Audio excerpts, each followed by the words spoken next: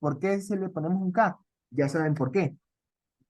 El LED necesita al menos una corriente nominal de 10 miliamperios. Sabemos que si le ponemos 12 voltios, necesitamos entonces calcular una resistencia cuyo valor me permita que 12 voltios menos 2,2 que va a estarse en el LED verde me dé más o menos, un K más o menos, va a ocurrir este comportamiento, ¿sí? Porque ya les dije, 12 menos 2,2 son 10 voltios, sobre un K son 10 miliamperios. ¿Bien? Ok, entonces ya tenemos todo el circuito listo. Fíjense, potenciómetro, LED, y la idea es que ahora veamos la temporización. Entonces vamos a activarlo aquí y si todo está correcto, debería funcionar. Entonces, fíjense, vamos a activar aquí el botón.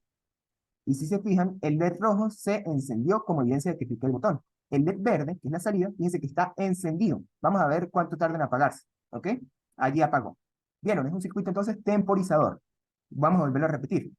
Apenas yo presione este botón, inmediatamente este LED va a conectarse a tierra. Cuando se conecta a tierra, quiere decir, va a pasar 10 miliamperios por aquí, se va a prender el LED, pero lo más importante, el LED no es lo único que se va a conectar a tierra.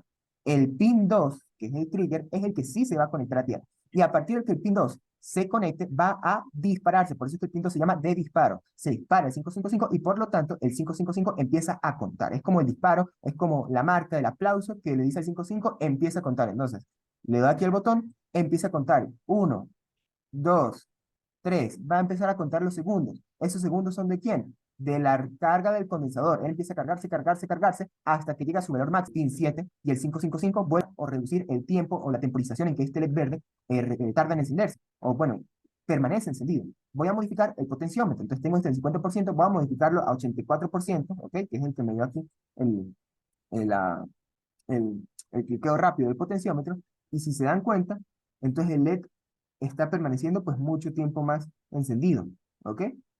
Aquí lo ven.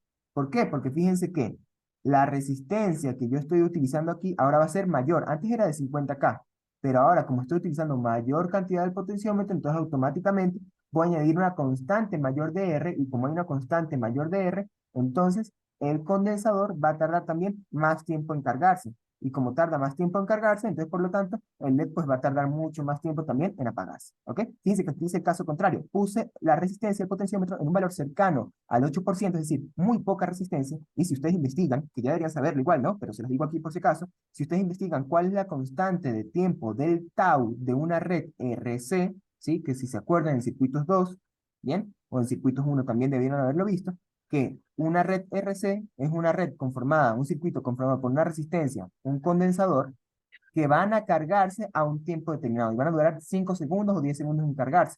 ¿Y a qué equivale ese tiempo? Ese tiempo va a ser igual siempre a R por C, ¿ok?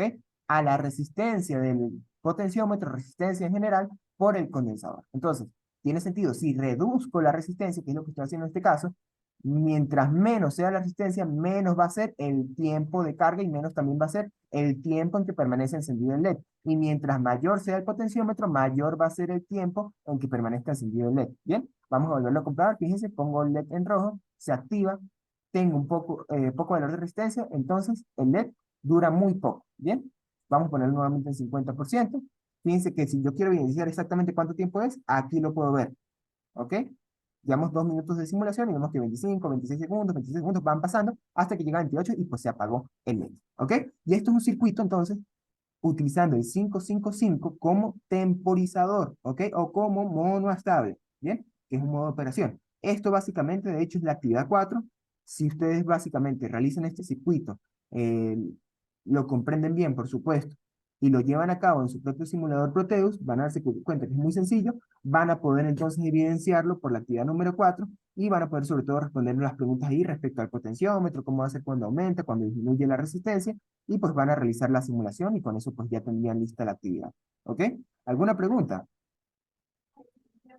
Mm, por los momentos no.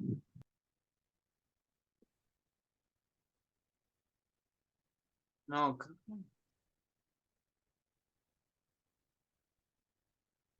ay Dios, no se me ocurre Ah, nada. pregunta que yo sí iba a hacer, profesor. ¿Para qué era el pin 5 que sí no escuché muy bien? ¿Para qué era el pin 5? Disculpa, el que estaba hablando, que creo que era Juan Miguel.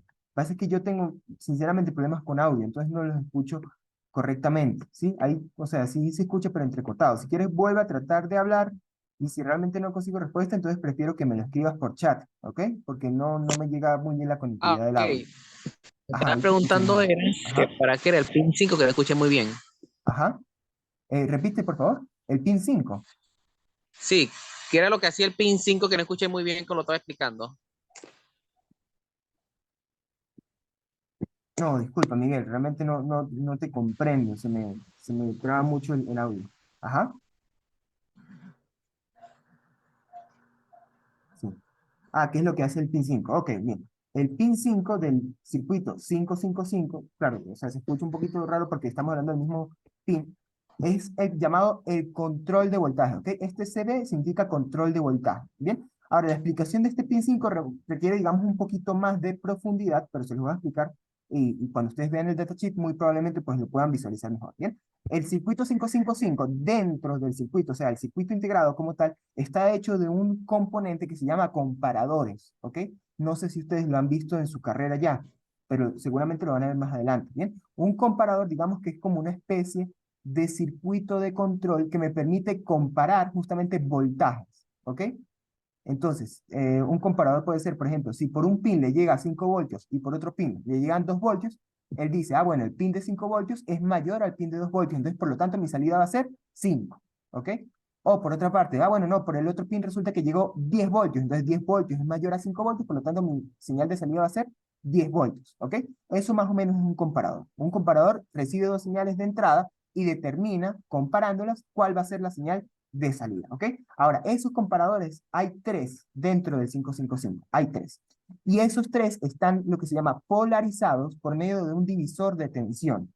Ya nosotros sabemos que es un divisor de tensión, lo hemos visto en esta materia y por supuesto ustedes ya deberían haberlo visto bastante en las anteriores materias de su carrera, ¿ok?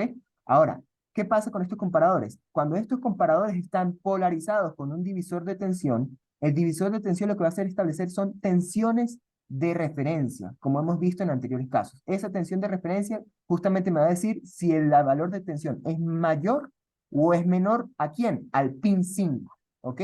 En el pin 5 yo voy a conectar lo que se llama un control de voltaje o el voltaje de referencia para que los comparadores sepan si van a detectar voltajes por arriba o por debajo del divisor de tensión, ¿ok? Básicamente es como la explicación simplificada, es un poquito más profunda que eso, pero lo pueden detallar con mucha mayor profundidad en el datasheet. Ahí van a ver los tres comparadores y van a ver el divisor de tensión que alimenta cada comparador y van a ver que el pin 5 justamente maneja la tensión de referencia de cada uno de esos comparadores para detectar de qué manera me va a trabajar el 555 a nivel de voltaje. ¿Ok?